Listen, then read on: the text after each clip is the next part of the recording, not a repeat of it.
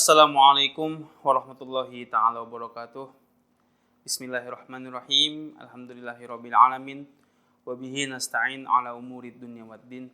Wassalatu wassalamu ala asyrafil anbiya'i wal mursalin sayyidina wa nabiyyina wa nuri qulubina Muhammadin wa ala alihi wa sahbihi wa barik wa sallim ajma'in. Subhanaka la ilma lana illa ma 'allamtana innaka antal alimul hakim. Rabbi shrah li sadri wa yassir li amri wahlul 'uqdatam min lisani yafqahu qawli. Amma ba'du. Sahabat Muslim UNBL dimanapun kalian berada, marilah bersama-sama memanjatkan puji syukur atas kehadirat Allah Subhanahu wa taala, Tuhan yang Maha Kuasa, Tuhan yang selalu memberikan kita rahmatnya, sehingga pada hari ini kita masih dirahmati Allah dan diberikan kesempatan untuk melaksanakan amal ibadah puasa.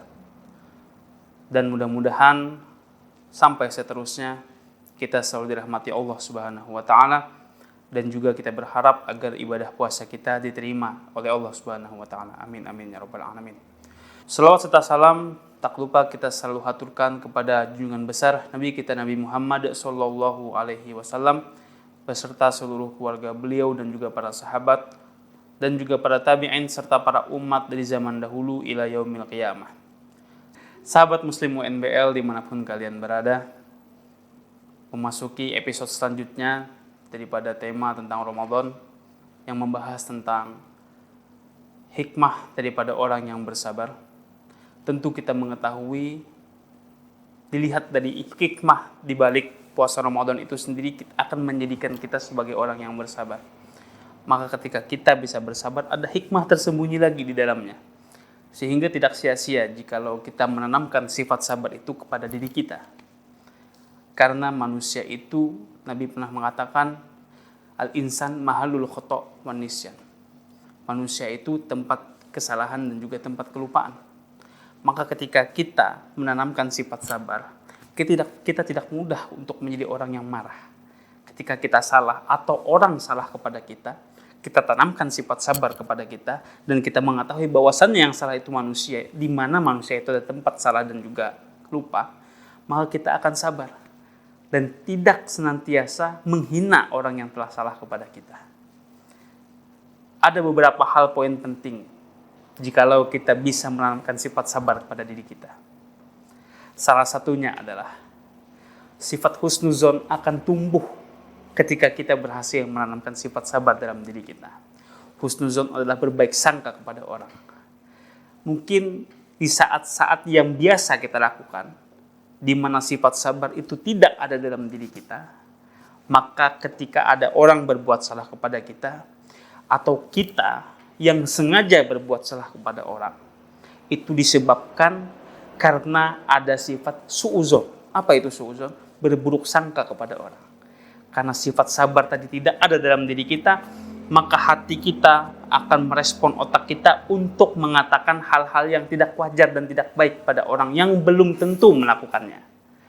Tapi kalau kita bisa menanamkan sifat sabar dalam diri kita, apalagi mendapati hikmah daripada puasa tadi, maka otomatis yang awalnya kita menjadi orang yang suka temperamen, yang awalnya kita suka marah-marah tidak jelas, ketika kita tanamkan sifat sabar, amarah kita akan mudah dikendalikan.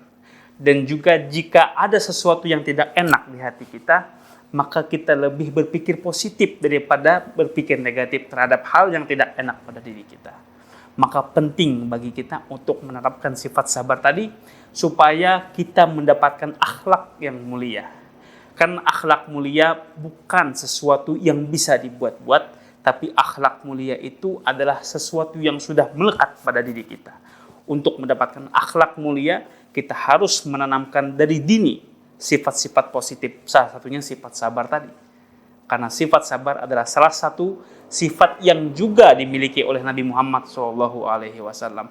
Di mana kita mengetahui ketika beliau berdakwah, beliau dicaci, beliau dilempari batu, dilempari kotoran-kotoran. Tapi yang beliau lakukan adalah bersabar.